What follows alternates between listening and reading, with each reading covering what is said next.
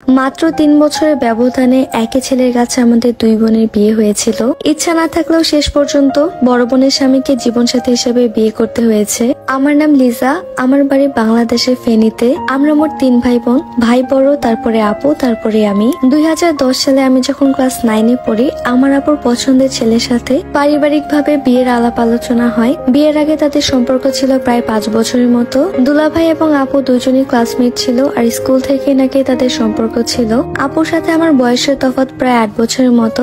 আপু আর দুলাভাই যেহেতু একই ক্লাসে পড়তো, তাই দুলাভাই আমার থেকে প্রায় 8 থেকে 9 বছরের মতো বড় হবে। এত আয়োজন করে যে ছেলের সাথে নিজের বড় বোনকে বিয়ে দিলাম, সেই ছেলেকে নাকি নিজের বর হিসাবে পেতে হবে। এটাও যে আল্লাহ আমার কপালে লিখেছিল কখনো চিন্তা করতে পারিনি। আমার এসএসসি পরীক্ষার আগে আমার বোনের সাথে দুলাভাইয়ের বিয়ে হয়ে যায়। আমাদের পরিবারে খুব ভালো সম্পর্ক ছিল, তাই বিয়ের পরে তেমন কোনো সমস্যা হয়নি। বিয়ের 2 বছর পর্যন্ত সবকিছুই ঠিকঠাক ছিল, আর 2 বছর পর আমার আপু প্রেগনেন্ট হয়ে যায়। আপুর প্রেগনেন্সির সময় আমার বিয়ের কথাবার্তা চলছিল, যেহেতু আমি কলেজ পর্যায়ে চলে এসেছিলাম। আমাদের পরিবারের সব মেয়ের কলেজে উঠলেই বিয়ে হয়ে যায়, খুব বরঞ্চ ভার্সিটির ফার্স্ট ইয়ার অথবা সেকেন্ড ইয়ারের মধ্যেই। বাবা মার পছন্দেই আমাদের ফেনীর একজন স্থানীয় ছেলের সাথে আমার বিয়ে ঠিক হয়ে গেল। পাত্রপক্ষ আমাদের বিয়ে নিয়ে একটু তাড়াহুড়ো করছিল, কিন্তু আমার বোন যেহেতু গর্ভবতী, তাই সবার ইচ্ছা ছিল বোনের বাবা হওয়ার পরে আমার বিয়েটা যেন হয়। আমার বোনও যেন আমার বিয়েতে অনেক অনেক বেশি আনন্দ করতে পারে। বিয়ের তারিখ পিছিয়ে আমাকে রিং পরিয়ে দিয়ে গেছিল। প্রেগনেন্সির শেষ সময়টা আপু আমাদের বাড়িতেই ছিল, তাই দুলাভাই প্রায় সময় আমাদের বাসায় যাওয়া আসা করতো।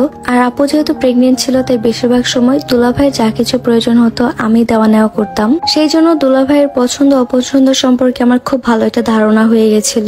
একদম শেষ পর্যায়ে এসে শুনি বাবু পেটের মধ্যে এমন ভাবে আছে, সিজার না করলে বাবুকে বের করা একদমই সম্ভব না। আর ডাক্তাররা আমাদেরকে বলে দিয়েছিল বাচ্চা অথবা মা যে কোনো একজনকে তারা সেফলি ওটি থেকে বের করতে পারবে। এই কথাটি শুনে আমাদের পরিবারের সবার মন খারাপ হয়ে গেছিল। আল্লাহর কাছে অনেক অনেক বেশি দোয়া করছিলাম। আল্লাহর রহমতে আপু এবং বাবু দুজনেই কিন্তু সুস্থভাবে ওটি থেকে বের হয়েছিল। ওটি থেকে বের হতে পারলেও আপু তুলনামূলকভাবে অনেক অসুস্থ ছিল।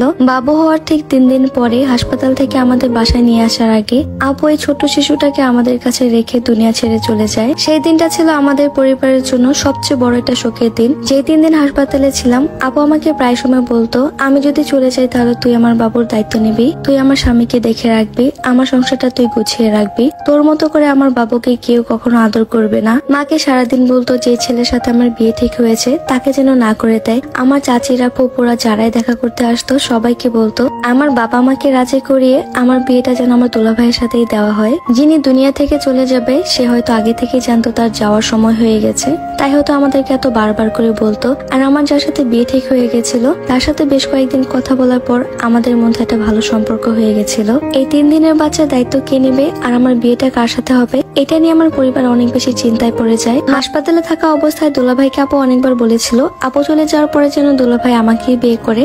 শেষ পর্যন্ত পারিবারিক ভাবে দুলাভাইয়ের সাথে কথা বলা হয়, আর দুলাভাই সম্মতি জানা আমাকে বিয়ে করবে। মাত্র 3 দিনের একটা বাচ্চাকে কখনোই দুলাভাই একা বড় করতে পারবে না। আর আমাকে যেহেতু আংটি পরিয়ে গেছিল, বিয়ে হয়নি, তাই দুলাভাই নিজে এসে আমাকে বলছিল তুমি চাইলে আমার বাচ্চার দায়িত্ব নিতে পারো, তোমার মতো করে হয়তো বা অন্য কোনো মহিলা তার দায়িত্ব নিতে পারবে না। তাই অনেক চিন্তা ভাবনা করে বাচ্চাটার মুখের দিকে তাকিয়ে বোনের শেষ ইচ্ছা পূরণ করে দুলাভাইকে বিয়ে করলাম। বাবু নিয়ে সংসার নিয়ে এখন আমি অনেক ভালো আছি আলহামদুলিল্লাহ। তাকে আমি কখনোই নিজের মায়ের অভাবটা বুঝতে দিব না। মাঝে মাঝে আমি চিন্তা করি আমার বিয়েটা যদি কয়েকদিন আগে হয়ে যেত তাহলে আমি কি করতাম এই বাবুর জন্য, আমার ময়না পাখিটার তখন কি হতো, কে দেখতো তাকে। আল্লাহ অবশ্যই উত্তম পরিকল্পনাকারী, সেজন্য হয়তো বা তখন আমার বিয়েটি হয়নি। এই গল্পটা আমাকে ফেনী থেকে একজন আপু পাঠিয়েছে। বোনের প্রতি বোনের ভালোবাসা দেখে সত্যি অনেক অবাক লাগলো। আপনাদের কাছে কেমন লেগেছে অবশ্যই কমেন্ট করে জানাবেন। ভিডিওটি কে কোন জেলা থেকে দেখছেন সেটাও কিন্তু কমেন্ট করে জানাবেন। আল্লাহ হাফেজ।